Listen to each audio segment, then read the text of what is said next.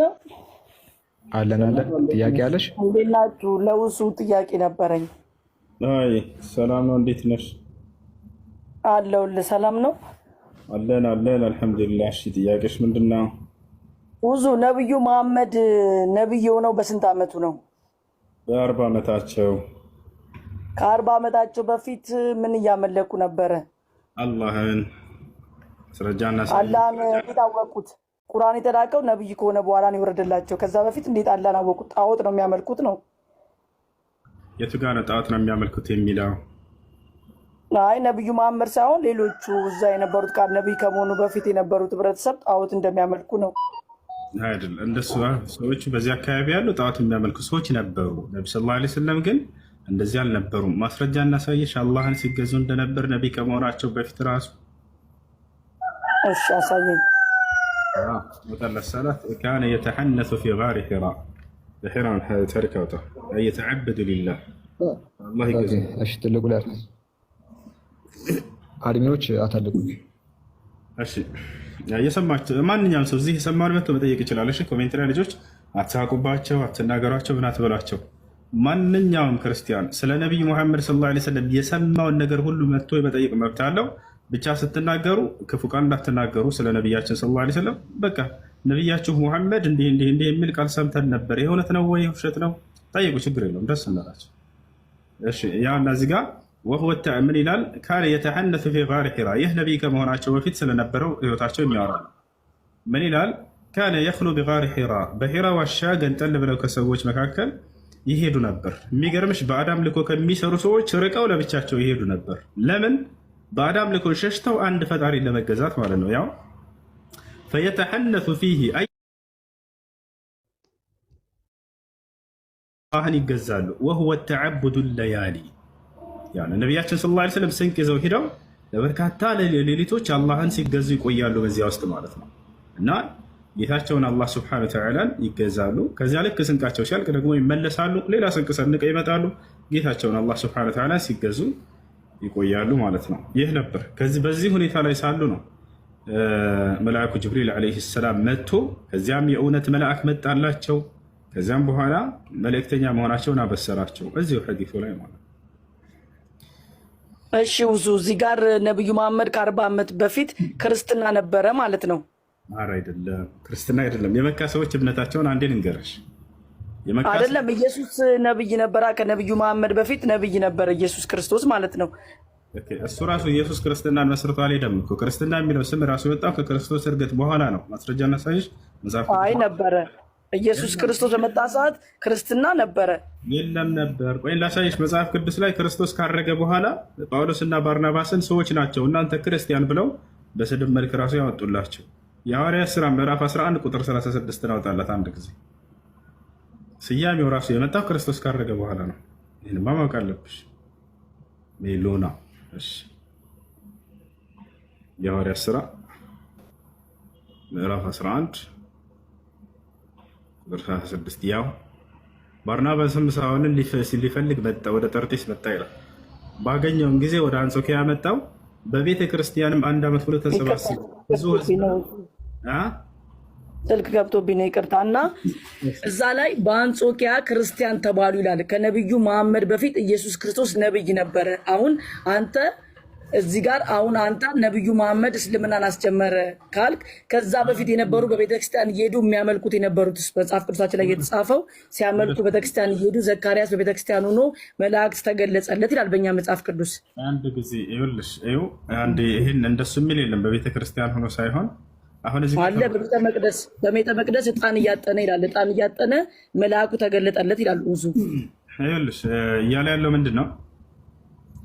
ክርስቲያን የሚለው ስያሜ ራሱ የመጣው ክርስቶስ ካረገ በኋላ ነው። ስለዚህ ነብያቶች መሲሁ እስከ መሲሁ ድረስ ይሄ ስም አይታወቅም ነበር። ያው ቃሉ የሚናገረው የራሱ መጽሐፍ ቅዱስ ላይ ለመጀመሪያ ጊዜ በአንጾኪያ ላይ ክርስቲያን ተባሉ። ክርስቲያን የሚለውን ስም ያወጣላቸው ማን ነው? እግዚአብሔር ነው አይደለም? የሚሉ ነው። እግዚአብሔር ነው ክርስቲያን የሚለውን ስም ያወጣላቸው የሰየማቸው ወይንስ ማን ነው? ክርስቲያን ማለት እኮ የክርስቶስ ተከታይ ማለት ነው ትርጉሙ እኮ። እሱን ይሄን ስያሜውን ያወጣላቸው ማን ነው ነው ጥያቄው። ክርስቶስ ሰይሟቸዋል እንደዚህ ብሎ የኔ ተከታይ ናቸውና ክርስቲያን ብያቸዋለሁ ብሏል አላለም? እግዚአብሔር ብሏል አላለም? ያ ጠላት ነው ይሄን ስም ያወጣላቸው ራሱ። አይደለም መንፈስ ቅዱስ አጥምቋቸው ይላል። እስልምና በጥምቀት አያምንም። ክርስቲያን ስለሆነ በጥምቀት። ኦርቶዶክስ ነሽ ፕሮቴስታንት? ኦርቶዶክስ ነኝ። በቃ አንዴ ምህረት አብን አሳያት እስኪ። እኛ ክርስቲያን አይደለንም ይሄን ስም ያወጣልን ጠላት ነው ይላል። ምህረት አብ ስላለ አይደለም መጽሐፍ ቅዱስን ነው የማምነው። ምህረት አብ ስላለ ሳይሆን ክርስቲያን እንደነበሩ አብያተ ክርስቲያን አሳየንሽ። እንደሱ ከሆነ ክርስቶስ ክርስትና የሚባለውን አልመሰረተም እያልኩሽ ነው። አይ ስለተመሰረተ ነው እኮ ክርስቲያን በቤተክርስቲያን ዘካርያስ ሲጸልይ መልአክ አናገረው የሚለው ቤተክርስቲያን ስለነበር ነው። ታቦት ይዘው ነበረ። ዘካርያስን ቤተክርስቲያን አናገረው ይላል። በቤተ መቅደስ ዕጣን እያጠነ ይላል ዘካርያስ። ካህኑ ዘካርያስን ይላል አዙ ካህኑ ዘካርያስ ዕጣን እያጠነ ይላል። ቤተክርስቲያን አይደለም የሚለው ቤተክርስቲያን የሚል ነገር የለም። እንደሱ አይደለም። አሁን እዚያ ራሱ እሱ እያለ ያለው እንትናቸውን ነው ስለ አምልኮ ስለሚሰራበት ቤት እንጂ የሚያወራው እንደ ቤተክርስቲያን ብለው ቢተረጉሙት ራሱ ቢኖር ራሱ ማለት ነው ስለ አምልኮ ቤት እንጂ የሚያወራው ስለ ሃይማኖት ስያሜ አይደለም። እናንተ ክርስትና የሚባለው ሃይማኖት ባላቸው ነው እኮ ታቦት ይዘው ይሄዱ ነበር ይላቸዋል። ሙሴ ከግብፅ ጋር ሊዋጉ ኢያሱ ሊዋጋ በሄደ ሰዓት ታቦቱን ተሸክማችሁ ካህናቶቹ ይላል። አየህ ክርስትና ያ ካህናትና ያ ታቦት ያለባት ናት። ስለ ነብዩ አላወራም። ቁርአን ግን ስለ ኢየሱስ አውርቷል። አሁን ስለ ስያሜው ነው እያወራን ያለ ነው። ክርስቲያን የተባሉት መቼ ነው? ክርስቲያኖች እንደ ክርስቲያን የተባሉት ኢየሱስ ከመጣ በፊትም ክርስቲያን ነበሩ። ማስረጃ የቱ ጋር ነው? ክርስቶስ ከመምጣቱ በፊት ክርስቲያን ተብለው የተሰየሙበት ማነውስ የሰየማቸው? በቤተ ክርስቲያን አልኩ እኮ በቤተ ክርስቲያን የሚያደርጉት ስርዓት ኦርቶዶክስ አሁን ቤተክርስቲያን የምታደርገው ስርዓት ያደርጉ ነበር አልኩ። ክርስቲያን በአንጾኪያ ክርስቲያን ተባሉ። አሁን ክርስቲያን የሚለው ስያሜ የተሰየሙት ክርስቶስ ካረገ በኋላ ነው እያለ መጽሐፉ ማስረጃ እያሳየንች ነው። ልክ ነህ። የክርስቶስ ተከታይ ስለሆነ ነው ክርስቲያን በአንጾኪያ ብዬ እኮ መጀመሪያ ነገርኩ። እሱ ስያሜውን ያወጣው ማን ነው? ክርስቶስም አይደለም፣ እግዚአብሔርም አይደለም፣ ነቢያቶችም አይደለም። በዚህ ከተስማማን ጠላት ከሆነ ያወጣው ችግር የለውም። እኛ አላወጣማ። ጠላት ቢያወጣ ኖሮ እኮ ይኸውልህ አሁን አንተ ቁርአን ትክክል ነው እንደምትለው እኛም መጽሐፍ ቅዱስ ትክክል ነው የምንለው። ውሱ አሁን እኮ ነው ችግር ገባህ? ክርስቲያን ያላቸው መጽሐፍ ቅዱስ ኢየሱስ ክርስቶስ በመምጣቱ ዓለም ያምናል። ቁርአን ላይም አለ። ሌሎና ያዳምጠኛ ክርስቲያን የሚለውን ስም ማን ነው ታዲያ የሰየመው? እዚያ ቦታ ላይ ማን ነው? ክርስቲያን ማለት የክርስቶስ ተከታይ ማለት ነው። ትርጉሙን ነገርኝ እኮ አይደለም ያልኩት። አሁን የት ነው የተመሰረተውማ? በማስረጃ ወሪ በማስረጃ አንተ ጣልቃ አትግባ፣ አያገባም። እኔ እና እሱ እያወሱን ለመጠየቅ ነው የገባሁት። አሁን ምን አለ መሰለሽ ተባሉ ሲባል ጊዜ ተባሉ ይላል ቃሉ ላይ አይደለ? ለመጀመሪያ ጊዜ በአንጾኪያ ክርስቲያን ተባሉ ይላል። ተባሉ ሲል ጊዜ አካል ባይ እንዳለ እንረዳለን አይደለ? ልክ ነኝ? አዎ። ከዛ ላይ ያላቸው ማን ነው ብለን እስኪ እንደው ብናይ ምንድነው እግዚአብሔር አላቸው አይልም፣ ክርስቶስም አላቸው አይልም። ለመጀመሪያ ጊዜ እዛኔ ነው የተባሉት ከተባለ የክርስቶስም ስራ ሰርተዋል፣ ጨርሷል፣ ሄዷል። እሱ ነው የሰየማቸው እንዳለን እግዚአብሔር ነው እንዳለን ለአንድ እዛ አይደለም አይሽ አይደለ? ስለዚህ ክርስቲያን ተባሉ ብሎ ተቀምጧል። አምላክና ነብያት ያልሰየሙት ስያሜ መሆኑን ብቻ ነው እኛ ማወቅ የምፈልገው ይሄ ነው እንጂ ከዚያ በኋላ ማንም ሰው የሰየመው ችግር የለም። ጠላት የሚሆን ወዳጅ ይሁን እነዚህ ከሰውስቶች እነዚህ አሁን የሚያሳየሽ እዚህ ጋር ነበረታ ሁላቸውም ይሄ ጠላት ያወጣልን ስም እንጂ እኛ ስም አይደለም እያለ ይናገራሉ። ኦርቶዶክስ ተዋህዶ ለማለት ነው። ክርስቲያን ማለት ግን የክርስቲያን ተከታይ ነው። ገባህ? አሁን ታቦት ይኸውልህ ታቦት አለ፣ ድሮም የነበረ ነው፣ አሁንም አለ ታቦት። እሺ አሁን ወደ ጥያቄሽ ችግር የለውም። በቃ ለመጀመሪያ ጊዜ ክርስቲያን የተባሉት የሐዋርያት ሥራ ምዕራፍ 11 ቁጥር 30 ነብዩ መሐመድ በምንድን ነው የሞተው ብለህ ነው የምትለው? በምንድን ነው የሞተው? ይሄን ጨረሽ? የመጀመሪያ እኔ እንትን አልልም፣ አልመለስክልኝም። እኔም አልረዳም። ይሄንን ጥያቄ ነው። አይ ከመሐመድ በፊት ክርስትና ነበረች። የለም የሰው ልጅ ሲወለድ እስላም አለ እንዴ? ረጉድ ታዲያ ታቦቶቹ እኛ የምናረጋቸው የምናካሄዳቸው ስርዓት እኮ ከዛ በፊት የነበሩ ናቸው። ያዳምጪው ግን አንቺን ልመልስልሽ። ነብይ መሐመድ ሰለላሁ ዐለይሂ ወሰለም ይዘውት የመጡት እምነት የነብያት እምነት እስከሆነ ድረስ የነብያት እምነት እስልምና እስከሆነ ድረስ እርሱን የሚቀድም ማንም እምነት የለም። ባጭሩ የሰራሁት ቪዲዮ አለ የመጨረሻ ላይ የፖስትኩት መጀመሪያ ላይ የፖስትኩት አለ። ወጣ ስትይ ታይዋለሽ። ምናልባት ከተቀበሽ እዩ። ክርስቲያን ልጆች ጠይቀው ለመሆኑ ከክርስትናና ከእስልምና በፊት የትኛው ነው ቀድሞ የነበረው የሚል ጠይቀው የመለስኩት ቪዲዮ አለ። ራስሽን ልጠቅምሽ ይችላል። እዚያ ጋር ከመጽሐፍ ቅዱስም ሆነ ከቁርአን እያነሳሁኝ የትኛው እንደሚቀድም የተናገርኩበት አለ። አምላክ የትኛውን ሃይማኖት ነው የደነገገው? ነብያት የቱን ነው የደነገጉት? ነብያቶች የኖሩበት እምነት የትኛው ነው የሚለውን ከቁርአን ከመጽሐፍ ቅዱስም ያነሳውበት አለ። እዚያ ሄደሽ ያንን ታዳምጪዋለሽ። እሺ ሌላኛው ጥያቄሽ ምን ነበር? ነብዩ መሐመድ በምንድን ነው የሞቱ? ያኛውንም አልመለስክልኝም። ሙሱ ለምን መሰለህ? ክርስትና ከእስልምና በፊት ነበረ። ዛሬ አሁን አንተ ብትከራከረኝም ነበረ። ምክንያቱም እስልምና ብሎ እኮ ቁርአን አንተ ስላልከኝ ነው። ቁርአን ላይ አንተ ስላልከኝ ነው። ቁርአን ላይ ስለተጻፈ አንተ ስለምትለኝ ነው እንጂ በዛ ሰዓት አልነበርክም። ቁርአን ሲወርድ አላየንም። መጽሐፍ ቅዱስ ሲወርድ አላየንም እኮ አልነበርኩም አልኩህ እኮ። አሁን አንተ ቁርአን መጽሐፍ ቅዱስ ለመናገር ደፋሽ አይደለም እኮ ነው የምልህ። እኔ አሁን ቁርአን አሁን ክርስትና ግን መጀመሪያ እንደነበረ በመጽሐፍ ቅዱስ በተጻፈው ታሪክ አውቃለሁ። ምክንያቱም ነብዩ መሐመድ ከኢየሱስ ታሪክ ሳነብልሽ ለምን አትቀበይም? ደስ ከሆነ አንቺ መጽሐፍ ቅዱስ ላይ ማስረጃ አለኝ አልሽ አይደለ? እኔ እኮ ያልኩት ላይ ማስረጃ እንድሰጥሽ ለምን አፈግ ነው? አንተ አታመጣም ማስረጃ ከመጽሐፍ፣ እኔ ግን ከመጽሐፍ ማስረጃ ማምጣት ይችላል። አይደለም እሱ እንደዛ እኮ አይደለም ያልኩህ። አንተ ቁርአንን ነብዩ መሐመድ ነገረ ዳልከው፣ እኔ መጽሐፍ ቅዱስ ነገረኝ ነው ምልክ ነው ምልክ። እንግዳውንስ እንደሱ ከሆነ በነብዩ መሐመድ ሰለላሁ ዐለይሂ ወሰለም ላይ በመጣላቸው ቃል ላይ ገና ከሰው ዘር ጀምሮ ከአዳም ጀምሮ እነ ኖህና አብርሃም ሙስሊሞች እንደሆኑ ይናገራል። አብርሃም ክርስቲያን በእኛ ደግሞ አይልም። ኦኬ ጥሩ። በእኛ ደግሞ አብርሃም በእግዚአብሔር አመነ ነው የሚለው። በጣም ጥሩ። አብርሃም ክርስቲያን ነበር ብለሽ ታምኛለሽ? አዎ ክርስቲያን ነበረ። መላእክት አናግሮት፣ መላእክት መተውለታል። መላእክት መተውለታል አልመጣለትም አይደለም ጥያቄው። ሁሉም ነብያት ላይ መላእክት ይመጣል። አሁን እዚህ ቦታ ላይ ጥያቄው ምንድነው? ክርስትና የሚባለው የተሰየመው የክርስቶስ ተከታይ ናቸው አይደለም? እንደማንቺ እንዳልሽው ጥሩ። ይህ ወንጌል ላይ ነው የተሰበከላቸው። መቼ ጥሩ። አብርሃም አብርሃም ክርስቲያን ነበር የሚል ቃል እንደው መጽሐፍ ቅዱስ ላይ ተጽፏል። አዎ ክርስቲያን እንደነበረ እኮ ነገር አብርሃም ይስሐቅን ወለደ ከሳራ። ከአጋር ግን የወለደው ልጅ እስማኤል ተባለ። እግዚአብሔር ከኔ ወገን አይደለም አለው። ማንን ወልዷል? አይደለም እስማኤል ሜሎና ማንን ወልዷል? ስንት አይደለም እኮ ነው ማለት አይደለም። ክርስቲያን ነበር። አብርሃም ክርስቲያን ነበረ። ክርስቲያን ነበረ። አዎ እንደረጋበይ በቁርአን ላይ አብርሃም ሙስሊም ነው የሚል ቃል በቃል አለ። ሙስሊም ነበር የሚል አለ። ልክ እንደ በመጽሐፍ ቅዱስ ላይ አብርሃም ክርስቲያን ነበር የሚል አለ የለም? ያው አንተ መጀመሪያ የመጣውን ነው ወይስ በኋላ የመጣውን ነው ትክክል የሚሆነው? መጀመሪራ ክርስትና እያለ ነብዩ መሐመድ ከ40 ዓመት በኋላ ነብዩ ሆነው እንዴት ነው ክርስትና ቀደሙት የምትለው? እንደገና አሁን ክርስቲያን ነው አብርሃም መሐመድ ክርስትና አልነበረም አልከኝ። አብርሃም ክርስቲያን ነው የሚል አለ መጽሐፍ ቅዱስ ላይ። ተውኩት። እሺ በቃ የኛን ተውኩት። አብርሃም ክርስቲያን ነው የሚል አለ መጽሐፍ ቅዱስ አይደል? አብርሃም ክርስቲያን ነው ብሎ ቃል በቃል አልገለጸም አልኩህ እኮ። ግን ነው እያለን እሺ ግን ክርስቲያን ነበር አብርሃም እንተው። ኢየሱስ ክርስቲያን ነበር የሚል አለ መጽሐፍ ቅዱስ ላይ እንዴ? ኢየሱስ ማለት እኮ የክርስቲያን እኛ ኢየሱስ ተከታዮች ነን ክርስቲያን የተባልነው አልኩህ። ኢየሱስ አልኩኝ። እሺ አንድ አካል ተጠቅሶ መጽሐፍ ቅዱስ ላይ አከሌ ክርስቲያን ነው የተባለ ነብይ ያለ ችግር የለውም። እሺ ኢየሱስን ተውኩት። ደስ ያለሽ ናች። ስለ ቤተክርስቲያን ስለ ክርስትና እኮ ሰበኩ ነው የሚለው። ስለ ቤተክርስቲያን ሰበኩ ማለት ቤተክርስቲያን እስላም ላይ የለም ክርስትና ላይ ያለች ቤተክርስቲያን። መጽሐፍ ቅዱስ ላይ ተጠቅሶ አከሌ ነብይ ክርስቲያን ነው የተባለ አለ ወይ ነው ጥያቄ። ክርስቲያን እንደሆኑ እኛ እናውቃለን አልኩ እኮ። መጽሐፉ ላይ ስለ ክርስትና ነው የሰበኩት እንጂ እውቀት አሁን እናንተ የምታውቁት ታዩና መጽሐፉ ላይ መጽሐፍ ቅዱስ ላይ አንድ ነብይ ተጠቅሶ አከሌ ክርስቲያን ነው የተባለ አለ ወይ? አንድ ብቻ ማለት ነው።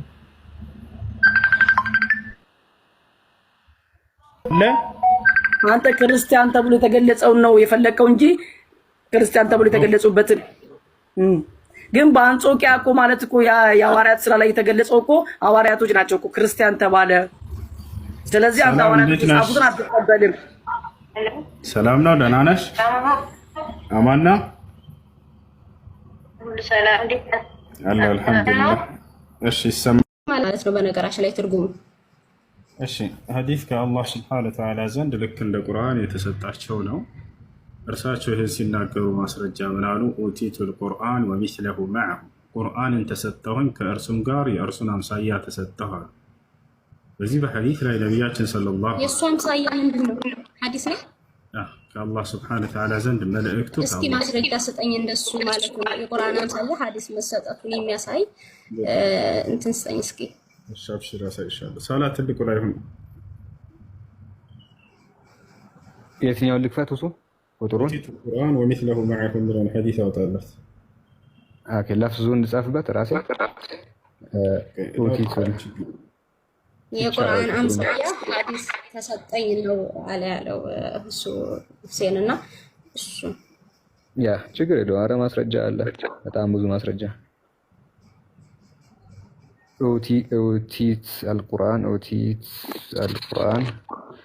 ወሚስለሁ አግኝቼዋለሁ። እሱ ተው ቁርአን ላይ ነው። እስኪ እኔ ልክፈተው የቁርአኑን አያስጠኝ። እስኪ ክፍሉ እኔ እዚህ ልክፈተው ነው ልክ ማስረጃ ሊወጣ ሲል እሱ ጋር እንዳይፈልጌ ነው። ሁስዬ ይቅርታ፣ ምን ችግር አለው?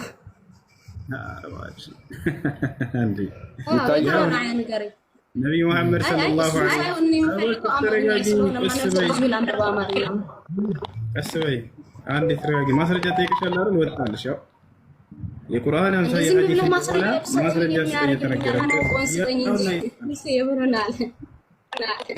እሺ 4604 ይላል። የትኛው ነው 4604 ላይ የትኛው የቁርአን አያ ንገረኝ። እኔ ላንብበው በአማርኛ ምን አለ? አخرجه አቡ ዳውድ ለምለም ተረጋጊ፣ ለምለም ተረጋጊ እና ኧረ እኔ ተረጋግቼ ነው። የቁርአን አያ ጠቀሰ እሱን ስጠኝ ነው ያልኩት። የቁርአን አያ አይደለም። አንደኛ ሐዲስ እና ቁርአን የሚባል ነገር አለ። እሱን ለይተሽ ስለማታውቂ እሱን አስረድተሽ ሐዲስ ነው እሱ ነው ያ። ስለዚህ አዳምጪ። ሐዲስ ነው። በአማርኛ እንትን በልልኝ። አረብኛ ነው የምናደርገው። ካልቻልሽ ግን እንግሊሽ ላወጣ እችላለሁ። እንግሊዝም አልችልም፣ አረብኛም አልችልም። አማርኛ ብቻ ነው የምችለው። ወደ አማርኛ እንትን በል። አንቺ ካልቻልሽ ደግሞ እኛ ምን እናደርጋለን? ያንቺ አለመማር ነገሩን ሐሰት ስለማያደርገው እኛን ተረጉማለን። ትራንስሌት አድርግልኝ፣ ችግር የለውም። ወደ አማርኛ ሳላ እዚሁ ላይ ትራንስሌት አድርግላት። በቃ ትራንስሌት አድርግልኝ። እሺ። በዛውም አንቺ አታውቂም ማለት ለምለም ችግር የለም። አሳንዴ ታረጋለህ። ምን ችግር የለም።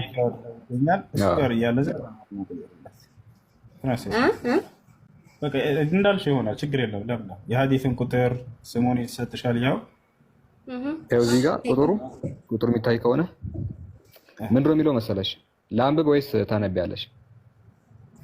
ሐዲሱን ቁጥር አሳይ መጀመሪያ። ስሙን እሺ። አቢ ዳውድ የሚታይ ከሆነ 4604 ወይ ደግሞ በአህመድ ከፈለሽ በአረብኛ ነው ያለው እንጂ በአማርኛ ሱናን አቢ ዳውድ እንደሚል አይታይም።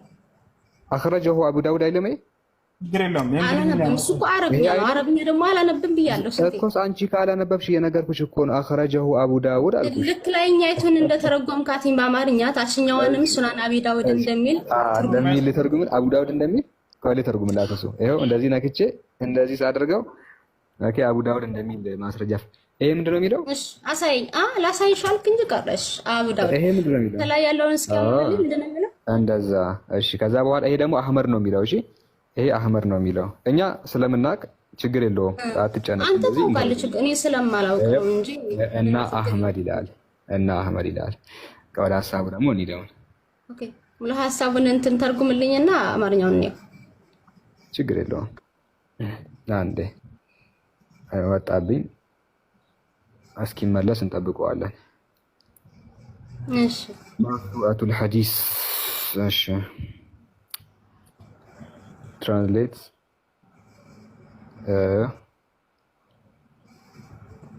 ሐዲሱ እዚህ ጋር ነው የሚገኘው። አላ እኒ ኡቲቱል ቁርአን ወሚስለሁ ማአሁ። ትርጉም በእውነቱ እኔ ቁርአንና ከእርሱ ጋር የሆነ ነገር ተሰጥቶኛል አሉ። ተሰጥቶኛል ምንድን ነው የሚለው? ቆይ አንዴ። በእውነቱ እኔ ቁርአንና ከሱ ጋራ የሆነ ነገር ተሰጥቶኛል። ነገር አለ እንጂ እዚህ ላይ ሐዲስ ተሰጥቶኛል አለ። ምንድነው እሱ ነገር የተባለው ምንድነው?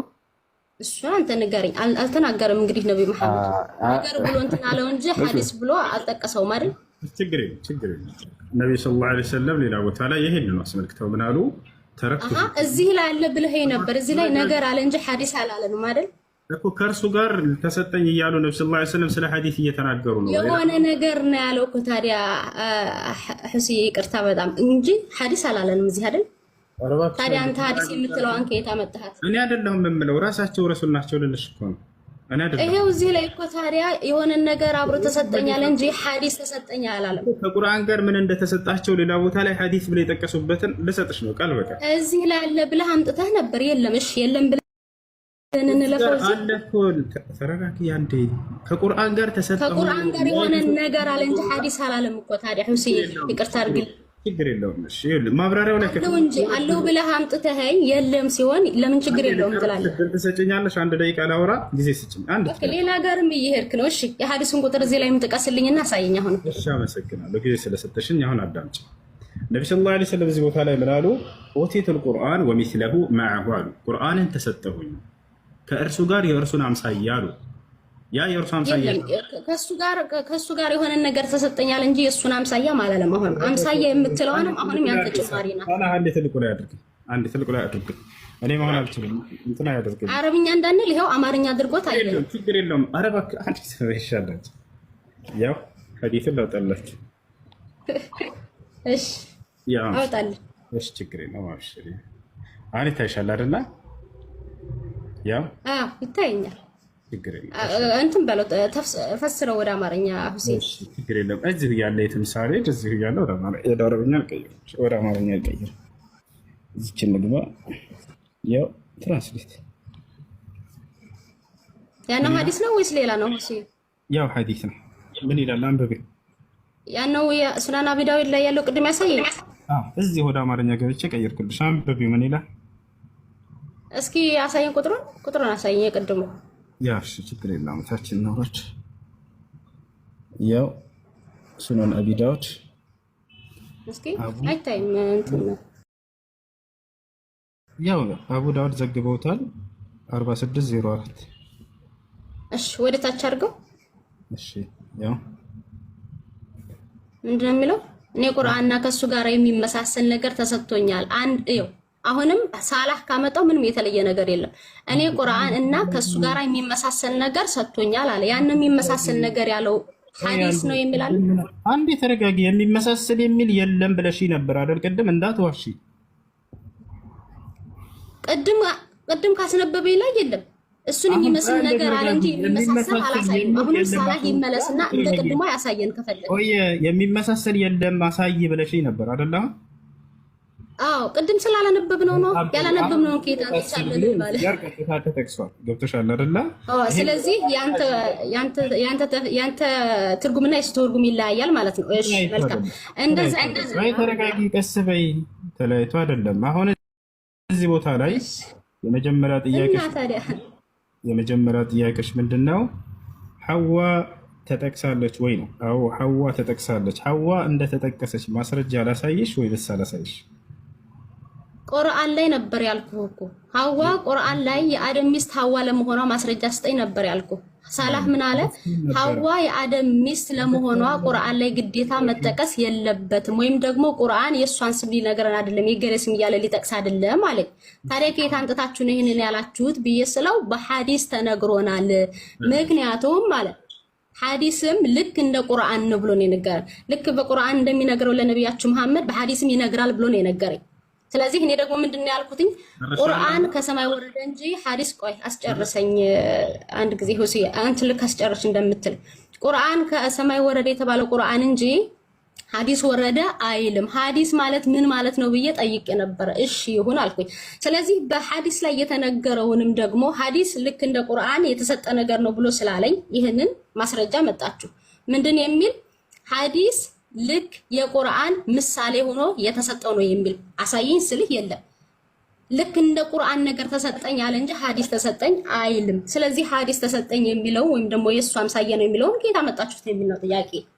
እሺ አሁን ከየት እንዳመጣ ነው ልናሳይሽ ነው። ሳላህ አውጣለት አንድ እለስተ አብሽር ሌላ ሐዲስ የትኛው ላውጣው? እሱ እሰማለሁ። እኔ አስቸግሮኝ ነበረ። እሰማለሁ መጀመሪያ። አዎ ትሰማለህ። ሳላህ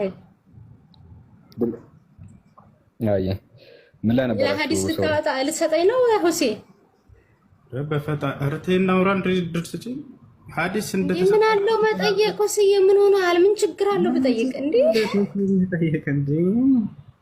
ሌላ ሐዲስ ትሰጠኝ ነው ወይ እኮ ነው ያልኩትኝ። ችግር አለው እንዴ? እሺ በዛኛው ባሳየኝ ሐዲስ የለም ማለት ነው። ጥሩ መልካም። እሺ ጥያቄዋ ምን ነበር? ስትመጣ ጊዜ እስልምና ከመጽሐፍ ቅዱስ ይኮርጃል ወይ ብላ ጠየቀች። ጥያቄ እንደዛ ነው። አዎ ጥሩ። አልኮረጀም አላት ሳላህ። እንግዲህ አሁንስ ካልኮረጀ ሐዋ ተጠቅሳለች ወይ? አዎ ተጠቅሳለች። እናሳይሽ። ሐዋ እንደተጠቀሰች በእስልምና እናሳይሽ። ባጭሩ በእስልምና አይደለም በእስልምና አይደለም። እንዴ በእስልምና አላህ ባወረደው ቃሉ ላይ ቆይ አላህ ባወረደው ቃሉ ላይ በቁርአን ተጠቅሳለች ወይ? እባክሽ እንዴ ሐዋ እንዳልተቆረጀች ከእስልምና መጀመሪያ ታታገኝ እንጂ ለምን ያወራሁም የምታረገኛለህ?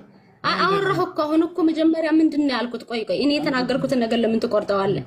በእስልምና አይደለም ያልኩት ነው ያልሽው። አንድ ጊዜ ማስረጃ ስጠኝ፣ ችግር የለውም እንዳትረሳ። ወደ ቅድሙ ማስረጃ ችግር የለም እንመለስበታለን። የተነሳንበትን አይሽ ሰላ ሐዋ ከየትም እንዳልተቆረጀች አለሽ።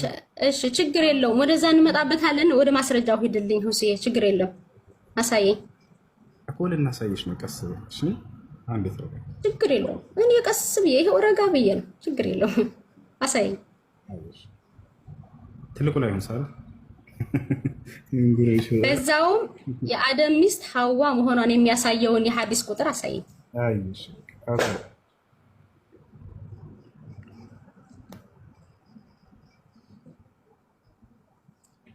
ትልቁ ላይ ሆን ከሰለ ቁጥሩ ታውቀዋለህ? ንገረኝ እንግዲህ ሰውም እያየ ነው። የመጀመሪያው ላይ የእሱ አምሳያ ሐዲስ ነው የሚል ነበር፣ አላገኘንም። አሁንም ሌላ ሊሰጠን ነው ማለት ነው። በዛውም የአደም ሚስት ሐዋ መሆኗንም ሊያሳየን ነው። ጦጣ በጣም ታገስልሽ። ወላሂ አውቆ ነው ሰላምን ዝም ያለሽ፣ እኔም ዝም ያልኩሽ። የለም አልተገኘም እንትን ያለለም ምናምን ሐዋ በእስልምና እንዳለች ያሳየት። አንዴ ትልቁ ላይ ነሳለ ቡኻሪና ሙስሊም ላይ ተገልጿል። ስሟ ይታያል። ኔትወርክ በጣም አስቸግሮኛል። እሱ ሐዋ የሚለውን እስልምና ያውቃትም ከመጽሐፍ ቅዱስ ተኮርጃ ነው ይላል። ነብዩ ሰለላሁ ዐለይሂ ወሰለም ናቸው የሚኮርጁት። ያው ለማንኛውም ስሟን አሳያቸው። ሐዋ ብለው ነብዩ ሰለላሁ ዐለይሂ ወሰለም ቃል በቃል ስሟን ጠቅሰዋል። ያው ቡኻሪ ላይ ያለላችሁ 3330፣ ሙስሊም ላይ 470 ላይ ያለላችሁ ሁሱ ድምጽ ያለ እንዴ? ይሰማል። ኮሜንት ላይ አዎ እያሉ ነው። አያችሁ እስልምና አዋ ማለት ነው። ወላሂ ማን እንደሚኮርጅ እነግራቸዋለሁ። አንዴ ሳላይን ጨርስና ይሰማል። ሳላህ ጨርስ። እሰማለሁ። በጣም ኔት እያዛገኝ ነው እና ለምን እንደዚህ እንደሆነ አላውቅም። ኦኬ ኔትወርክ ነው። እሺ እየተደረብኩ ካወራሁ በጣም ይቅርታ። እዚህ ውስጥ ያላችሁ ሰዎች ሐዋ በሐዲሳችሁ የቱ ጋ ነው የተጠቀሰችው የሚል ነው። ካሜራ ከፍቻለሁ። ካሜራው ይታያል? አንድ ጊዜ እስቲ አንዳችሁ ንገሩኝ። ስክሪን ማስረጃ ስለሆነ የምናሳየው እስቲ ካሜራው የሚታይ ከሆነ የከፈትኩት ሐዲስ አንዴ ቁጥሩ እንትን የሚታይ ከሆነ ቡኻሪ ላይ አለ። ሁሱ ነግሯቸዋል። ኢብኑ ማጃህ 525 ላይ 525 ላይ ምንድነው የምናገኘው? ያው ወረድ ብላችሁ ስትመለከቱ when Allah the most high created Adam ታላቁ አላህ ከሁሉ የላቀው አላህ አዳምን በፈጠረው ጊዜ ይላል። when Allah the most high created Adam he created Eve ሔዋንን ፈጠረ። ሔዋን የሚለው ቃል የአረብኛ ምንድነው? ሐዋ። የአረብኛ ማንበብ የምትችሉት ሐዋን ፈጠራት ይላል። ከአዳም ቀጥሎ የተፈጠረችዋ ሐዋ ናት አለ። ሐዋ የሚለውን እንደዚሁ ያስቀምጣል። አረብኛ ለምታነቡ ደግሞ ካላችሁ ምንድነው የሚለው? ኢነላህ ተዓላ ለማ ኸለቀ አደም ኹሊቀቱ ሐዋ ይላል። ኹሊቀት ሶሪ በጣም ይቅርታ፣ ኹሊቀት ሐዋ። አዳም በተፈጠረ ጊዜ ቀጥሎ ሐዋ ተፈጠረች። ከምኑ ከጎኑ ተፈጠረች ይላል። ይሄ መጽሐፋችን ላይ በግልጽ ተቀምጧል። አይታችኋል። ማስረጃ ይሄን ይመስላል። መቀጠል ትችላለህ። እሺ ጥያቄ ያለው ካለ መግባት ይችላል። ፍቅር ብቻ ጥያቄ ያለ ሰላም ያልኩህን አንብቤልህ ሌላ ጊዜ ደግሞ እድል ከሰጠኝ እመጣለሁ። ግን ጌታ ኢየሱስ ይባርክህ። ቴንኪው። ትዕግስት እግዚአብሔር ይጨምርልህ። ይሄን ሁሉ ሰው የክርስቶስ የአብርሃም ተስተናግድበት። ኦኬ ዘፍጥረት ምዕራፍ 2 ላይ እግዚአብሔር ሁሉ ነገር ፈጥሮ ከጨረሰ በኋላ ሁሉ ነገር አድርጎ ከጨረሰ በኋላ ምዕራፍ 6 እስከ 7 እንደዚህ ይላል። ነገር ግን ግሙ ከምድር ትወጣ ነበርም የምድር ፊትም ሁሉ ታጠጣ ነበር። እግዚአብሔርን አምላክ ሰውን ከምድር አፈር አበጀው፣ አፍንጫውንም ሕይወት እስትንፋስ እፍ አለበት፣ ሰውም ሕያው ነፍስ ያለው ሆነ ይላል። ኦኬ እግዚአብሔር ሲፈጥረን ሲያበጀን ሲያስተካክለን አሁን እናንተ እንደምትሉት እንደምሰማውም አላህ አይወልድም አይወለድም ነው የምትሉትና አላህ የማይወልድ የማይወለድ ከሆነ መልኩ ማን ነው ብትባሉ አላህ እንዴት ታብራሩታላችሁ ብዬ እኔ ሰው ጠይቄ ያውቃለሁ። ኦኬ ማን ነው አሁን ያንተ አላህ ማን ነው? ምንድን ነው ባህሪው? ምን ይመስላል? ላንተ ብለው ምን አደረገ ብትባል ስለ አላህ ምንድን ነው የምትለው? እግዚአብሔር አሁን እኔ ሲሰራኝ ሲፈጥረኝ በእጁ ነው የሰራኝ። የእጁ ውጤት ነኝ። የእጁ ስራ ውጤት ነኝ። እፍ ብሎ እስትንፋስ ሲሰጥብኝ ሰው እስትንፋስ በአፉ ሰጥ በአፍንጫው ሰው ህያው ሆነ ይላል ቃል በቃል እንደዛ ነው የሚለው። በአፍንጫውም የህይወት እስትንፋስ እፍ አለበት ሰውም ህያው ነፍስ ያለው ሆነ ይላል። የእናንተ እንዴት ነው የተፈጠራችሁት? እናንተ ሙስሊሞች አላህ እንዴት ነው የፈጠራችሁ? እፍ ብለው እስትንፋስ ሰጥቷችሁ ነው? ልክ ለአዳም ኦኬ እንደዛ ከሆነ እግዚአብሔር አላህ ሲፈጥራችሁ ይሄንን ቃል የምትቀበለውና የምታምነው ከሆነ እግዚአብሔር አላህ እጅ አለው ማለት ነው። እፍ ብሎ እስትንፋስ ሲሰጥ ከስትንፋሱ ነው ሩህ ነው የምትሉት። ሩሁ ነው ሼር ያደረገ ሩሁ ነው የሰጠ። አንዴ ልመልስ እንዴ አላህ እንዴት ነው የተፈጠራችሁት እናንተ? ዘራብን ሲባል ጊዜ ሩሆችን ፈጥሮ አዘጋጅቶ በእነዚያ ህያው አደረገን ሩህን ዘራልን ማለት ነው እንጂ ከራሱ መጥቶ መንጭቆ የሚሰጠን ነገር አይደለም። አላህ ስብሐነሁ ወተዓላ ይህንን ስለ አዳምም ስለ እኛም ሲናገር ምን ይላል? ፈኢዛ ሰወይቱሁ ወነፈኽቱ ፊሂ ሚን ሩሒ ፈቀዑ ለሁ ሳጅዲን ይላል። ከመንፈሴም በዘራሁበት ጊዜ ብሎ አዳምን ይገልጸዋል። ገብቶሻል? አላህ ስብሐነሁ ወተዓላ ዘራበት እፍ ብሎ ነው የዘራበት። አንዴ ልጨርስ። ከራሱ ሩህ ነው የሰጠው። ይሄንን ነው ማወቅ የፈለኩት። አንድሽ ችግር ከራሱ ሩህ የሚባል ነገር የለም። አላህ ስብሐነሁ ወተዓላ ሩሆችን ፈጥሮ አዘጋጀና ከነዚያ ዘራብን። በአደምም ላይ በመሲሁም ላይ በእኛም በሁላችንም ላይ ማለት ነው። ተሻላረን ይሄን ነው ከመንፈስ እያለ የሚገልጸው አላህ ስብሐነሁ ወተዓላ ባለቤትነትን ነው። ለምሳሌ ከእኔ የሆነን ብር ሰጠሁህ ብል ሰውየው ከኔ ተመንጭቆ የሄደ ብር ሳይሆን የዛ የብር ባለቤትነቴን የሚገልጽ ነው። ገብቶሻል? ብሬ ብዬ ገልጽ እችላለሁ። ልክ ለአደም ከመንፈሴ ብሎ እንደገለጸው፣ ለመሲሁም ከመንፈሴ ብሎ እንደገለጸው፣ ለእኛም ከመንፈሴ ብሎ ገልጾልናል። አላህ ስብሐነሁ ወተዓላ በሱረቱ ሰጅዳ ላይ ይናገራል። ይሄን ثم سواه ونفخ فيه من روحه እያለ ይናገራል። وجعل منه السمع والابصار والافئده قليلا ما تشكرون እያለ ይናገራል። ከዚያም ፍጥረትን አስተካከልኩኝ ሰዎችን ከዚያም ከመንፈሴም ዘራሁባቸው እያለ ይናገራል። ስለዚህ ከመንፈሱ ከዘራባችሁ እስቲ ምዕራፍ አውጣውና አንብበው። አንተ ምዕራፉን አውጣውና በአማርኛ ተርጉመው እኔ ማየት ፈልጋለሁ። ኦኬ ምክንያቱም አሁን እናንተ የማይወልድ የማይወለድ ከሆነ የእናንተ አምላክ የማይወልድ የማይወለድ ከሆነ ምን አይነት ነው? አሁን አንተ አላህ ማን ነው ብለህ በቃ ሰማይና ምድር የፈጠረ ብቻ ነው የምትለኝ? ሰላት ሱረቱ ሰጅዳ ላይ አውጣን ልክሲ አለ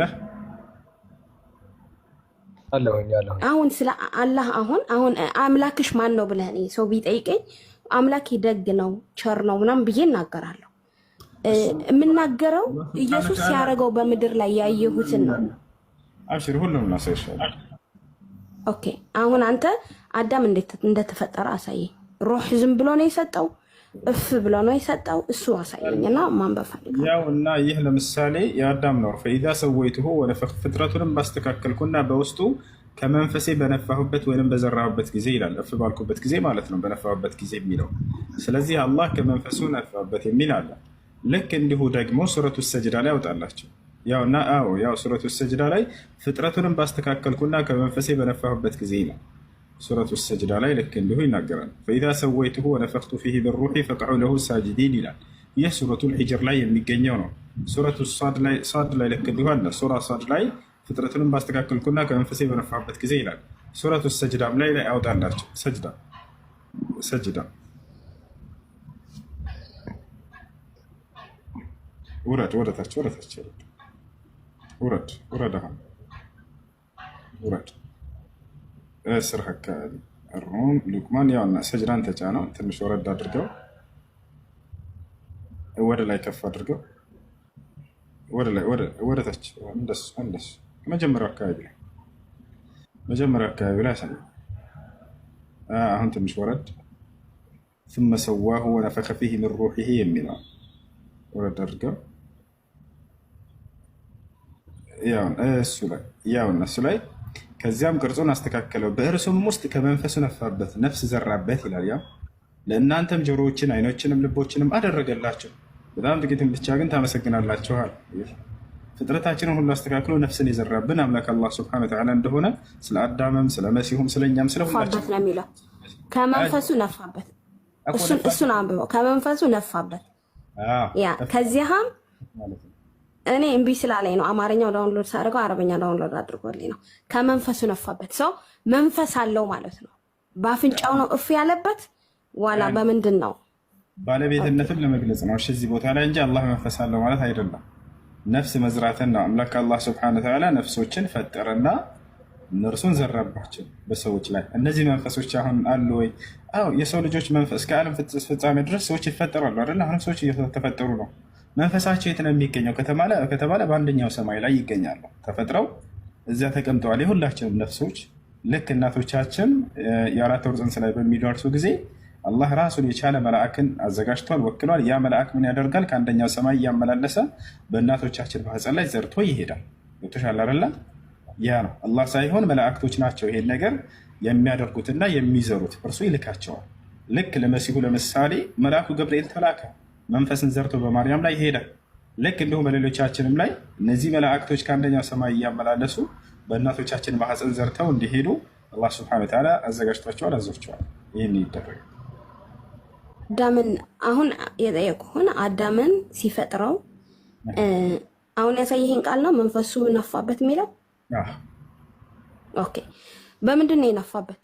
በእጁ ከሰራው ጭቃ ካበጀው እጅ ከሰራለት እግር ከሰራለት በምኑ ነው የነፋበት? በእርሱ ላይ በአዳም ላይ ህያው እንዲሆን አደረገለት እኮ። ህያው እንዲሆን ያደረገው አሁን እንደ ሰማይ እንደ ምድር አይደለም፣ ፍጥረታችን አይደለም። ሁኑ ተብለን አይደለም የሆነው። በቃ ህይወት ይሁን ተብለን አይደለም ህይወት ይሁን ነው። አሁን መጽሐፍ ቅዱስ ላይ ቃል በቃል በአፍንጫው እፍ ብሎ ህይወት ዘራበት። አዳም ሁን ተብሎ ነው። በቃ ላሳይሽ ማስረጃ አሳይኝ። እኔ ዳውንሎድ እያደረኩት ነው። ብትነግረኝ ምዕራፉ ማየዋለሁ። አሁን አዳም እንዴት እንደፈጠረው አላህ አሳይኝ።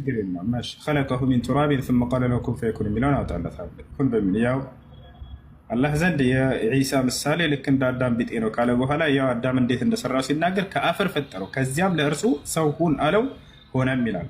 ሁን በሚለው ቃል ላይ የተፈጠረው በዚህ እች ጋር ተስማማናለች። ሰው ሁን ሲለው ሰው ሁን ነው ያለው። ሰው ሆኖ ሲፈጥረው ሔዋን ሳትወጣ ሰው ነው የነበረው። ይሄ ያስማማናል። ኦኬ ያላስማማን ጉዳይ ግን በምንድን ነው እፍ ብሎ እስትንፋስ የሰጠው? በእጁ ከሰራው አላህ እጅ አለው ማለት ነው። በእጁ ካበጀው የእጁ ውጤት ከሆንክ የእጁ ውጤት ነህ። አሁን እኔ የእጁ ውጤት ነኝ ብዬ ነው የማምነው። አንተ አላህ ሲፈጥርህ በምንድን ነው የሰራህ ታዲያ? እጅ ከሌለው ያንተ አይነት መልክ ከሌለው ያንተ አይነት የፍጥረት የሰው ሁሉ ፍጥረት በዓለም ላይ ያለው ፍጥረት ሁሉ መልክ ከሌለው አላህ ማንን አስመስሎ ነው የፈጠረን? እኛ ፈጣሪ አምሳያ የለውም ወገናችን። በእስልምና ፈጣሪ አምሳያ የለውም። አምላክ ራሱ ሲናገር ምን ይላል? ለይሰ ከሚስሊሂ ሸይ ይላል። ያውና እዚህ ጋር ይታይሻል፣ እርሱን የሚመስለው ማንም የለም እያለ ይናገራል። ፈጣሪ የሚመስል ማንም የለም። ፈጣሪ እርሱ በማንነቱም በምንነቱም አምሳያ የለውም። ሀል ተዕለሙ ለሁ ሰሚያ ይላል። ለመሆኑ ለእኔ መኩሼ ታውቁልኛላችሁ ሆነ? መኩሼ የለኝም፣ ማንም ምንን የሚመስለኝ የለም ይላል። የተሻለ አይደል? አዳምን የመጀመሪያ ፍጥረት አደረገ ከሰዎች እና ሰዎችን ሁሉ በእርሱ አምሳል ፈጠራቸው፣ በአዳም አምሳል ፈጠራቸው።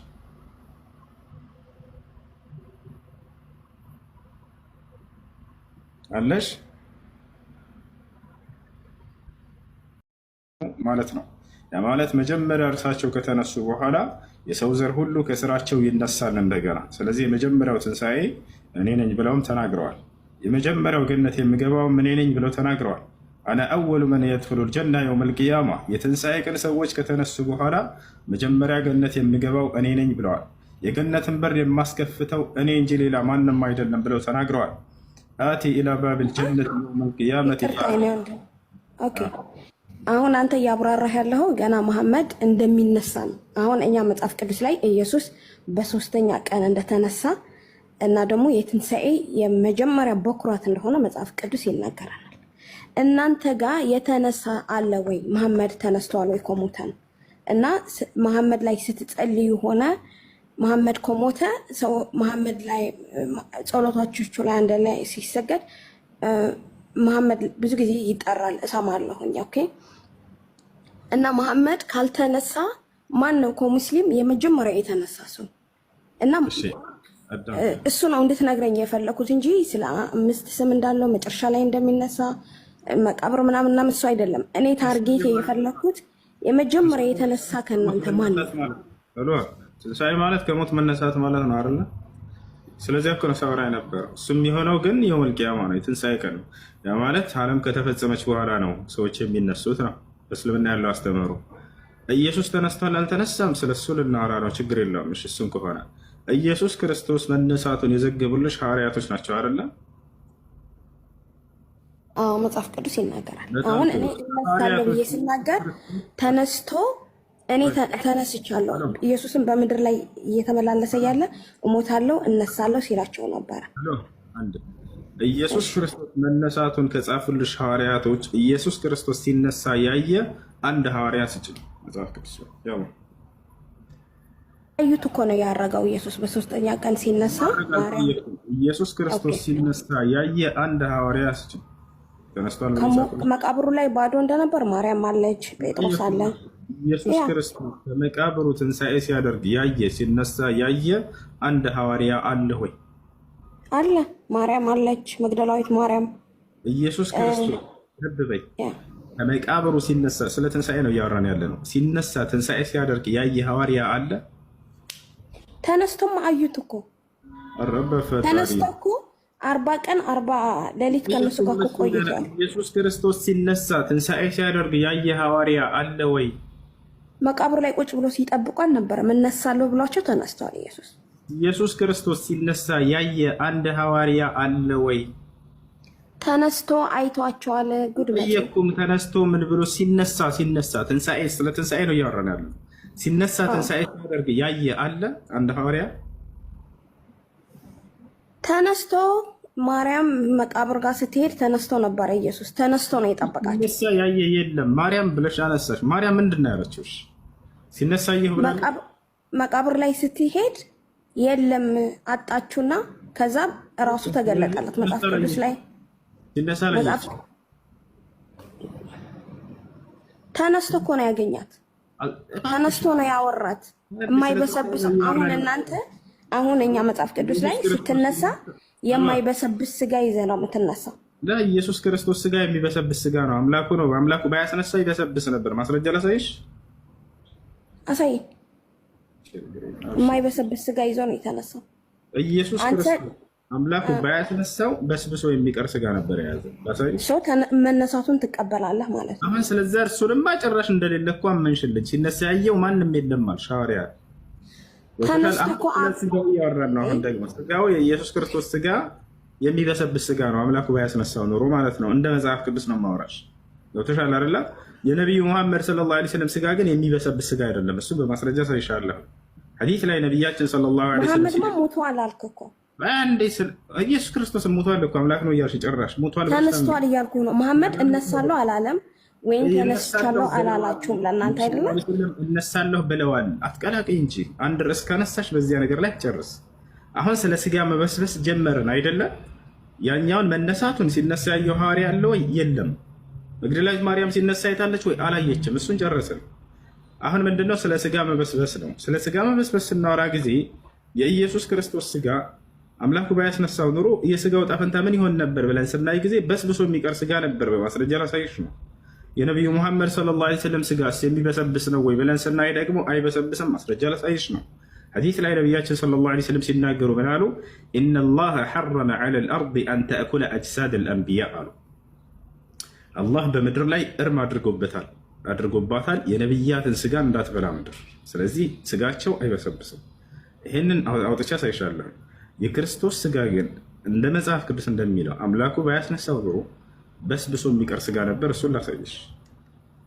ላሳይሽ አሳየኝ፣ ችግር የለውም ንገረኝ። ማዕራፉ ምን መጽሐፍ ቅዱስ ስላለ ማንበብ እችላለሁ። ግን አንተ መሐመድ አይበሰብስም ካልክ ወይም ተነስተዋል አልተነሳም ብለሃል። መጨረሻ ዘመን ላይ ነው የሚነሳው እና አይበሰብስም። አየሽው? በስጋቸው ራሱ ክርስቶስን ይበልጥታል። ላሳይሽ ነው።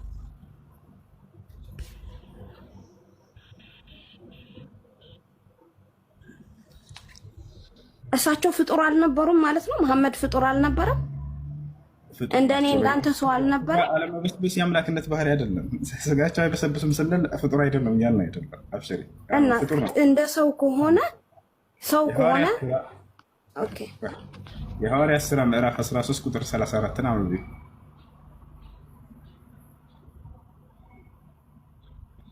የሐዋርያት ሥራ 13 34 ኦኬ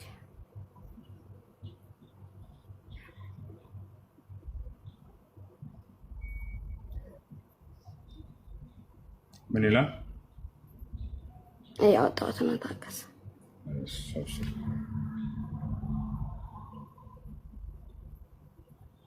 13 ስንት ነው? 34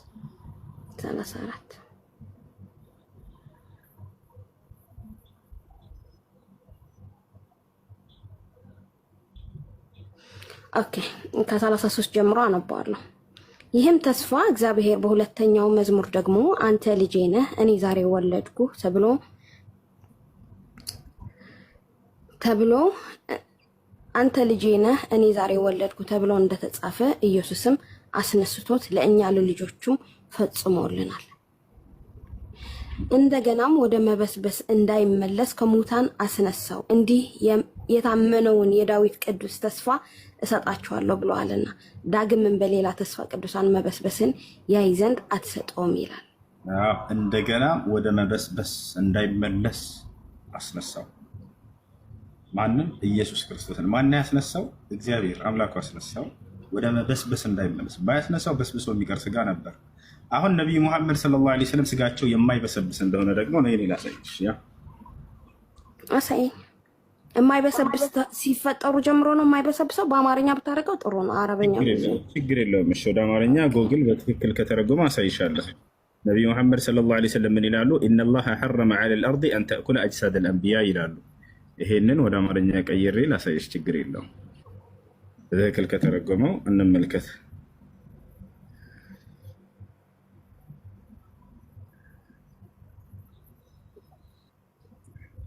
ኢነላሃ ሐረመ ዐለል አርዲ አን ተእኩለ አጅሳደል አንቢያ፣ አላህ የነቢያትን ሰውነት አፈር እንዳትበላ እርም አድርጎባታል ይላል።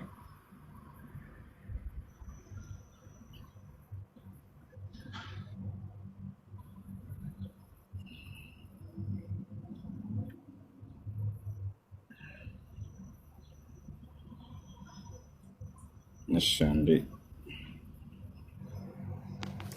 በዛም ጨምረህ እንድትናገር የምፈልገው ነገር ለምን አልተነሳም? መሐመድ የማይበሰብስ ስጋ ከሰጠው ይነሳሉ አልሽ እኮ። ግን አሁን ጊዜው አይደለም። በእስልምና ያለው አስተምህሮ ምንድነው? ሁሉም ይነሳል፣ ይቀሰቀሳሉ። ለፍርዱ ቀን ይቀሰቀሳሉ። ሰው ከሰው እኩል ነው የሚነሳው። እኩል ነው እኮ። ችግር የሰው እኮ ናቸው እርሳቸው። ግን ከሰው ቀድመው ከማንም በፊት የሚነሱት እርሳቸው ናቸው። ከነ አብርሃም፣ ከነ ይስሐቅ፣ ከነ ያዕቆብ በፊት ቀድመው መጀመሪያ የምነሳው የመጀመሪያው ትንሣኤ እኔ ነኝ ብለው የተናገሩበትን ከፈለግሽ ያሳይ። ስለዚህ አሁን ያነበብኩልህ ቃል ኢየሱስ መነሳቱን ትቀበላለህ ማለት ነው። እሱ ሌላ ስለሱ ቅድም አወራን እኮ ገናችን። ስለሱ ቅድም አወራን። ስለ ኢየሱስ ክርስቶስ መነሳት አስመልክቶ እያወራን ነበረ። እሱን ጨረስን። አሁን ወደ እሳት ትመለሽ። ኦኬ ያ ነው። እሺ አሁን ኦኬ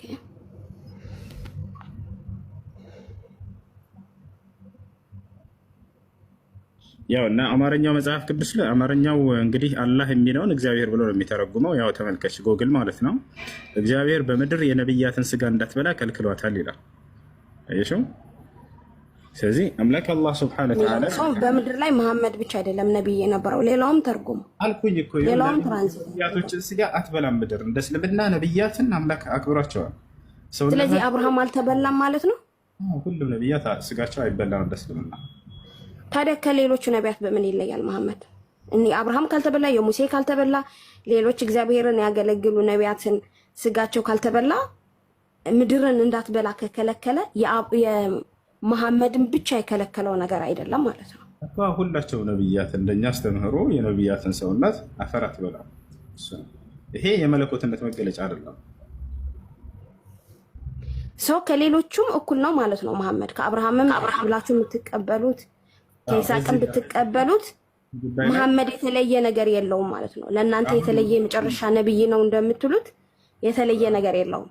እሺ አዳምጪ። አሁን እዚህ ጋር ስጋቸው በመበላት ደረጃ የሁሉም ነብያት ክብር እኩል ነው። አምላክ አላህ ሱብሓነሁ ወተዓላ የሁሉንም ነብያት ስጋ አፈር እንድትበላ አላደረገም። ገብቶሻል አይደለ? ነገር ግን እዚህ ቦታ ላይ ነብዩ መሐመድ ሰለላሁ ዐለይሂ ወሰለም የሚበልጡት በምንድን ነው ከተባለ እርሳቸው ለዓለም የተላኩ ነብይ ናቸው። ሌሎቹ ነብያት ለወገኖቻቸው ለህዝቦቻቸው ነበር ሲላኩ የነበረው። ነብዩ ሰለላሁ ዐለይሂ ወሰለም ይህን ሐዲስ ላይ ተናግረዋል። አላህ ሱብሓነሁ ወተዓላ በቁርአን ላይ ተናግሮላቸዋል። እርሳቸው ሲናገሩ ምን አሉ? قال النبي صلى الله عليه وسلم فضلت على الأنبياء من قبل بخمس كانت الأنبياء من قبل ترسل إلى قومها خاصة فأرسلني الله إلى الناس كافة ነቢያችን ሰለላሁ ዐለይሂ ወሰለም ምን አሉ? ካለፉት ከቀደሙት ነቢያት በአምስት ነገር በለጥኩኝ አሉ። የመጀመሪያው ምንድን ነው? ቀደምት ነቢያት ሲላኩ የነበረው ለህዝቦቻቸውና ለወገኖቻቸው ብቻ ነበር። እኔ ደግሞ ለዓለም ህዝብ ተላኩኝ አሉ። ለአንድ አካባቢ የተላከ ነቢይና ለዓለም የተላከ ነቢይ እኩል አይደለም፣ ኃላፊነትና የተጣለባቸውም ያ ነው። አላህ ሱብሓነሁ ወተዓላ በቁርአን ላይ ምን ይላል? ወማ አርሰልናከ ኢላ ረሕመተን ሊልዓለሚን ይላል። ለዓለምማ ትዝነት አድርጌ ነው የላኩህ ይላቸዋል። በሌላ ቦታ ላይ ምን ይላል አላህ ሱብሓነሁ ወተዓላ? ወማ አርሰልናከ ኢላ ካፈተን ሊናስ፣ አጠቃላይ ለሰዎች ሁሉ ነው የላኩህ አንተን ይላቸዋል። በሌላ ቦታ ላይ በሱረቱል አዕራፍ ላይ አላህ ምን ይላል? ቁል ያ አዩሃ ናሱ ኢኒ ረሱሉላሂ ኢለይኩም ጀሚዓን ይላል። ሙሐመድ ሆይ እኔ አጠቃላይ ለሁላችሁም ለሰዎች ነው የተላኩት በላቸው ይላል። ወደ መሲሁ ሲመጣ ግን አላህ ሱብሓነሁ ወተዓላ ምን ይለናል? ወረሱለን ኢላ በኒ እስራኤል ይላል። የማርያምን ልጅ መሲሁን ግን ወደ እስራኤል ልጆች ነው የላኩት እያለ ይናገራል። መሲሁ ራሱ ሲናገር ምን ይላል? ወኢዝ ቃለ ዒሳ ብኑ መርየም ያ በኒ እስራኤል ኢኒ ረሱሉላሂ ኢለይኩም ይላቸዋል። እናንተ የእስራኤል ልጆች ሆይ እኔ ወደ እናንተ የተላኩኝ መልእክተኛ ነኝ አላቸው ይላል። ኢን ሁወ ኢላ ዐብዱን አንዐምና ዐለይሂ ወጀዐልናሁ መሰለን ሊበኒ እስራኤል ይላል። ለእስራኤል ልጆች ተምሳሌት አድርጌ የላኩት ነው እያለ ይገልጸዋል አላህ ሱብሓነሁ ወተዓላ። በዚህ ነው። ኦኬ። ስለዚህ አንተ ኢየሱስ ለእስራኤል ነው የተላከው፣ መሐመድ ለሁሉም ነው የተላከው። መሐመድ ለሁሉም ከተላከ ለምን በአረበኛው ይሆናል ብቻ ቁርአናችሁ? እንደዛ ብለህ ካመንክ ለምን አረበኛ ብቻ ይሆናል ቁርአኑ? ለምን አላህ አረበኛ ብቻ ነው የሚናገረው? ብዙ ነው ያነሳኸው። ኢየሱስ ወደ እስራኤል ቢላክም ወደ ወገኖቹ መጣ። ለምን? ዘሩ መስተካከል ነበረበት። መጽሐፍ ቅዱስ ላይ ስታነብ ብሉይ ኪዳን ላይ የአብርሃም ከይስሐቅ ከሳራ የተወለደ አለ፣ ከዛ ደግሞ ከአጋር የተወለደ አለ። መስተካከል የነበረበት መጽሐፍ ቅዱስ ብሉይ ኪዳን ላይ ስታነብ ስለምትቀበሉት እናንተም የብሉይ ኪዳን መጥተን ያህንን ስታነብ ያስረዳል። ለምን እግዚአብሔር እንደዛ እንዳደረገ፣ ለምን ወደ እስራኤል ወደ ወገኖቹ እንደላከው ኢየሱስን ይገባሃል። ግን ኢየሱስ ሲሞት ሲሰቀልልን ፕላኑ የመጣበት አሁን መሐመድ እንደኔ እንዳንተ ከወንድ ከሴት ነው የተወለደው። እናንተም ታምናላችሁ ኢየሱስ ከወንድና ከሴት እንዳልተወለደ፣ በመንፈስ ቅዱስ መለኮት እንደተወለደ፣ ከመንፈስ ቅዱስ እንደጸለለባት ማርያም ላይ አምናችሁ ትቀበላላችሁ። ይሄን ብቻ እንኳን ልዩነት አለው። ይሄን ብቻ እንኳን እግዚአብሔር የተለየ ነው ብትል ኢየሱስ የተለየ አፈጣጠር ነው የተፈጠረው። የተለየ ነው ብትል ኢየሱስ እንደኔ እንዳንተ እንደ ሰው ሁሉ አይደለም እኩል የመጣበትን ዓላማ ነበረው፣ ታርጌት ነበረው። ለሰው ሁሉ ሊሞት ነው የመጣው ኢየሱስ። ምንድነው ዓላማ ብትለው ሊሞት ነው የመጣው። ሌላ ምንም ዓላማ የለውም። አላገባም፣ አልወለደም። ላይፍ የሆነ ነገር አታነብም ስለ ኢየሱስ። እናንተ ላይም እንደዛ የለም። ግን የመሐመድ እኔ ሁሉ ጊዜ ጥያቄ የሚፈጥርብኝ እንደዛ ከሆነ አላህ ከላከው አላህ የመጨረሻ ነብይ ነህ ብለው ከላከው ለምድር ሁሉ የሚያስፈልግ ከሆነ መሐመድ ምድር ሁሉ እስላም ነው ሃይማኖቱ ትክክል፣ ሃይማኖትን መቀበል አለባቸው። አሁን ለምሳሌ እኔ ሰብለ ሙስሊም ነው ልክ ሙስሊም እንደዚህ ነው ብዬ የመሐመድ ታሪክ ሙስሊምን እንድጓጓ ያደርገኝ። የመሐመድ ታሪክ በስመ አብ በጣም እኮ ደስ ይላል ሙስሊምን ብዬ እንድጓጓ አያደርገኝም። ለምሳሌ ከነቢዩ ሰለላሁ ዐለይሂ ወሰለም ታሪክ አንቺ ያልተስማማሽ ከነቢያት የተለየ ወይንም ደግሞ ይህ የነቢይነት ሚዛን ሊሆን አይችልም ያልሽበት ነቢይነታቸውን ተቀበል ያደረገብሽ ምክንያት ምንድን ነው? ለምሳሌ ምክንያት አሁን አንዳንድ ጊዜ ገብቼ እሰማችሁ ነበረ ስታወሩ፣ አንተም ከክርስቲያኖች ጋር ምናምን ስታወራ ገብቼ እሰማ ነበረ።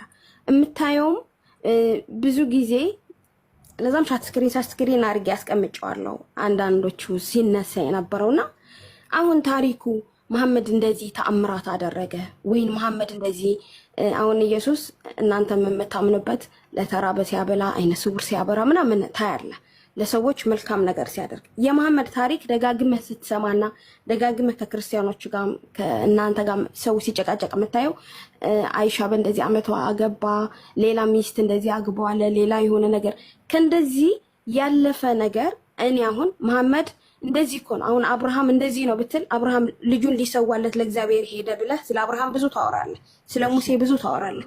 ስለ መሐመድ ግን ኦኬ ይሄን ተናግሬ እጨርሳለሁ። ስለ መሐመድ ግን የሚያጓጓ ታሪክ እስቲ ንገረኝ፣ የሚያምር ታሪክ ንገረኝ እስቲ። በጣም ጥሩ። እንግዲህ ኢየሱስ አይንን አበራ ሲባል ትሰማለህ። ነብዩ መሐመድ ሰለላሁ ዐለይሂ ወሰለም ደግሞ እንደዚህ አይነት ታሪክ ለነብዩ ሰለላሁ ዐለይሂ ወሰለም አይንን አብርተዋል። ላሳይሽ ነብያችን ሰለላሁ ዐለይሂ ወሰለም ከዕለታት አሳየኝ፣ እሱን እንድታሳየኝ ፈልጋለሁ። ሌላው ደግሞ ጊዜን እንዳልወስድ ለሌሎች ሰዎችም ቢዚ እንዳላደርግ መሐመድ ለምንድን ነው እኛ አሁን መጽሐፍ ቅዱስ ላይ ኢየሱስ ተጽፎላቸዋል፣ ማርያም ተጽፋለች። ስለ ኢየሱስ ብዙ ስለ ኢሳ ብላችሁ ስለምታወሩት ስለ ኢሳ ብዙ ተጽፏል። መሐመድ ለምንድን ነው መጽሐፍ ቅዱስ ላይ አንድ ምዕራፍ ላይ የሌለው? መቼም የሆነ ሰዎች አልጻፉትም፣ ሰዎች አልመዘገቡትም፣ ሰዎች የሆነ ነገር አትልም። ቢካዝ እንደዛ ማለት ለብቻው ነው ወይ ቁርአን ያወረደልህ ለመሐመድ? መሐመድ እንደዛ ከሆነ ታሪኩ ለምን መጽሐፍ ቅዱስ ላይ እንኳን አንድ ታሪክ ከሰራ አንድ እንደ እግዚአብሔር ተከታይ ካልነበረ በቃ እንጂ ለምን ታሪኩ እንኳን የለም? በጣም ጥሩ። ነብዩ ሰለላሁ ዐለይሂ ወሰለም ያደረጓቸው ድርጊቶች ምንድናቸው? አንደኛ ከሁሉም በላይ ያደረጉት ሰውን ከባዕድ አምልኮ ማውጣታቸው እሱ ነው። ሰዎች እርሳቸው በተላኩበት ዘመን ጣዖታትን እያመለኩ ባሉበት ጊዜ ነው አላህ ሱብሓነሁ ወተዓላ እርሳቸውን የላካቸው። ኢነላህ ነዘረ ኢላ አህሊል አርድ ፈመቀተሁም አረበሁም ወዐጀመሁም ኢላ በቃያ ሚን አህሊል ኪታብ وأراد أن يرحمهم فأرسل لهم محمدا صلى الله عليه وسلم فأخرج الله به الناس من الظلمات إلى النور ومن الضلالة إلى الهدى نبياتنا صلى الله عليه وسلم الله سبحانه وتعالى سنساتشو سوج كبعد أملكو يوتوزند أستمارو يا قوم قولوا لا إله إلا الله تفلحوا يمجمرها تمرتاتشو هي نبه حزبوش هوي كأنه أملك الله بستيقر በእውነት የሚመለክ ሌላ አምላክ የለም ብላችሁ መስክሩ ትድናላችሁ ነበር። ለዚህም መስዋዕት ከፈሉ። ከሀገራቸው አሳደዷቸው፣ ገረፏቸው፣ ደበደቧቸው፣ አቆሰሏቸው፣ አደሟቸው፣ ተዋጓቸው፣ ከህዝብ ሁሉ አራቋቸው። ያን ሁሉ መስዋዕት ተቀብለው ግን እርሳቸው ህዝብን ከጨለማ አወጡ፣ ወደ ብርሃን፣ ወደ አብርሃም፣ ወደ ኢስሐቅ፣ ወደ ያዕቁብ፣ ወደ ነቢያት መንገድ መሩ። በልጃአ ቢልሐቅ ወሰደቀ አልሙርሰሊን ይላቸዋል። በእውነትም ሙሐመድ እውነትን ይዞላችሁ መጣ፣ ቀደምት ነብያትን ማረጋገጠላችሁ ይላል። የአብርሃም የኢስሐቅ የያዕቁብን መንገድ እንከተል በማለት ለህዝብ ሁሉ አስተማሩ።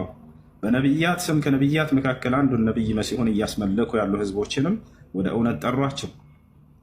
ቁል ያ አህለል ኪታቢ ተዓለው ኢላ ከሊመቲን ሰዋኢን በይነና ወበይነኩም አላ ነዕቡደ ኢለላህ ወላ ኑሽሪከ ቢሂ ሸይአ ወላ የተኺዘ ባዕዱና ባዕዳን አርባበን ሚን ዱኒላህ ፈኢን ተወለው ፈቁሉ አሽሀዱ ቢአና ሙስሊሙን።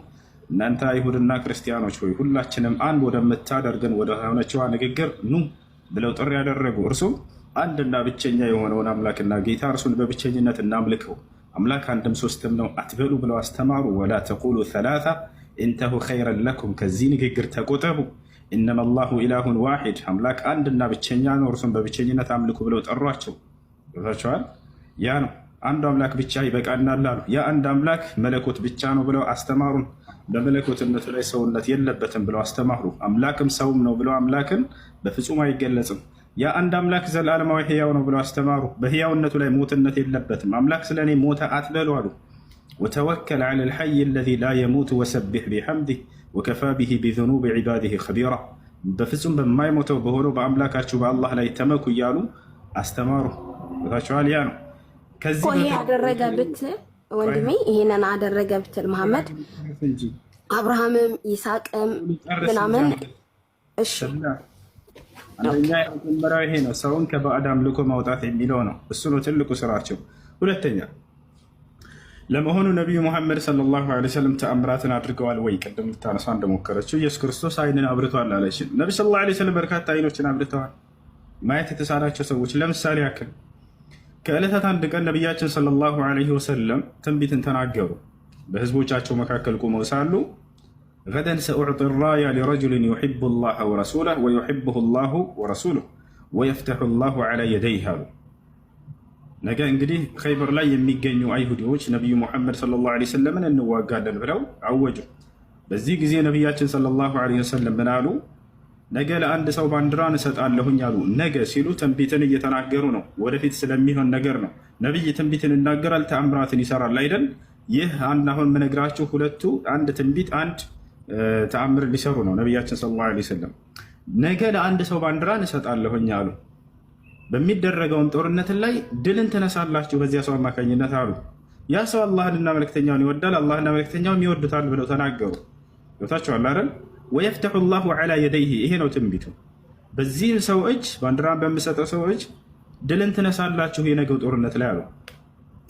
እንግዲህ በነገው ጦርነት ላይ ከተሸነፉ ነቢይነታቸው ሐሰት ሊሆን ነው። አንድ ነቢይ ትንቢትን ተናግሮ የተናገረው ትንቢት ባለው መሰረት ካልተፈጸመ ሐሰተኛ ይሆናል። ገብታችኋል አይደል? ያ ነቢይ ከአምላክ ዘንድ ለመሆኑ ትልቁ ማረጋገጫ የሚናገረው ትንቢት ባለው መሰረት ይፈጸማል አይደል? አሁን ትንቢትን ተናግረዋል። ነገር ግን ያ ሰው ማን እንደሆነ አልተናገሩም። አለ አንድ ሰው ብለው ተናግረው ሄዱ። ሶሓቦች ማን ነው ያ ሰው ብለው ሲወያዩ አደሩ። ፈባቱ የድኩነ ለይለተሁም አዩሁም ዩዕጣሃ፣ ማን ነው ይህን ባንዲራ የሚሰጠው ያ መልካም ሰው ብለው ሲነጋገሩ አደሩ። መልካም ያሉበት ምክንያትና ያን ሰው ማን እንደሆነ ለማወቅ የፈለጉት ለምንድን ነው? አላህና መልእክተኛውን ይወዳል፣ አላህና መልእክተኛውም ይወዱታል ተብሎ ስለተገለጸ ነው። ይወዷቸዋል አይደል? ሄዱ ነቢያችን ሰለላሁ ዐለይሂ ወሰለም ነቢያችን ሰለላሁ ዐለይሂ ወሰለም ልክ ማለዳ ላይ ማለዱና መጡ። ወደ ሶሓቦች ተሰባስበው አገኟቸው። ከዚያ ማንን ጠሩ? አይነ ዓሊይ ብን አቢ ጣሊብ አሉ። የታለ ከመካከላችሁ ዓሊይ ብን አቢ ጣሊብ አሉ። አሁን ያ ሰው ታወቀ። ነገር ግን በጣም በሚያሳዝን ሁኔታ ይህ ሰው ማየት የተሳነው ሰው ነበር። ነቢያችን ሰለላሁ ዐለይሂ ወሰለምን ሶሓቦች ምን አሏቸው? ሰላም ነው እንተ የአላህ መልእክተኛ ሆይ እርሱ አይኑን ታሟል አሏቸው። ማየት አይችልም፣ ማየት የተሳነው ሰው ነው አሏቸው። ነቢይ ሰለላሁ ዐለይሂ ወሰለም ተአምር ሊያደርጉ ነው። አሁን እቱኒ ቢሂ አሉ። እርሱን ይዛችሁልኝ ኑ ወደ እኔ አምጡልኝ አሉ። ፈኡትየ በይነ ረጁለይኒ፣ በሁለት ሰዎች መካከል እየተጎተተ መጣ። ከቀኝና ከግራ አንዳንድ ሰዎች ይዘውት አመጡት ይሄን ማየት የተሳነውን ሰው። ፈበሰቀ ፊ ዐይነይሂ ፈሹፊየ ከአን ለም የኩን ቢሂ ወጀዕ። ወዲያውም ወደ ነቢዩ ሰለላሁ ዐለይሂ ወሰለም ጋር ይዘውላቸው መጡ። በአይኑም መካከል እትፍትፍ አሉበት። ወዲያውም ተፈወሰ አሉ። ቃል በቃል ሐዲሱ ላይ ፈሹፊየ ይላል፣ ፈቡሪአ፣ ወዲያው ተፈወሰ። ከዚያ በፊት የህመም ምልክት የማይታይበት እስኪሆንም ድረስ አየን አሉ። ተመልከቱ። አንድ ሰው እኮ ሲሻለው አይኑን የሆነ ቀላ ያለ ነገር ምናምን ገና ሊኖር ይችላል። እንደዛ እንኳ የለም ብለው መሰከሩ ያዩ ሰዎች። ከአን ለም የኩን ቢሂ ወጅዕ፣ ከዚያ በፊት የህመም ምልክት የሌለበት እስኪመስልም ድረስ ተፈውሶ ተመለከትን አሉ። አይንን አበሩ ነቢ ሰለላሁ ዐለይሂ ወሰለም። ወዲያውም ምን አሉት? ይሄን ባንዲራ ያዝ አሉት። ወዲያውም ሄደ። እንዳሉትም ጦርነቱ ተደረገ። ድል አድርጎ ተመለሰ። ሁለት ነገር ተፈጸመ። አንደኛ የተናገሩት ትንቢት እውን ሆነ። ነገ ለዚያ ሰው ባንዲራን እሰጣለሁኝ ድልንም ነስቶ ይመጣል ብለው ተናገሩ። ሁለተኛ አይንን አበሩ፣ ተአምርን አደረጉ። የእነዚህ ሁለቱ የነቢይነታቸው ማረጋገጫዎች ናቸው። ኦኬ አይን ስውራ አብርተዋል አልክ መሐመድና እንትኑ እኔ ያልነበረኝም ግን ዳውንሎድ ያደረኩት ነው።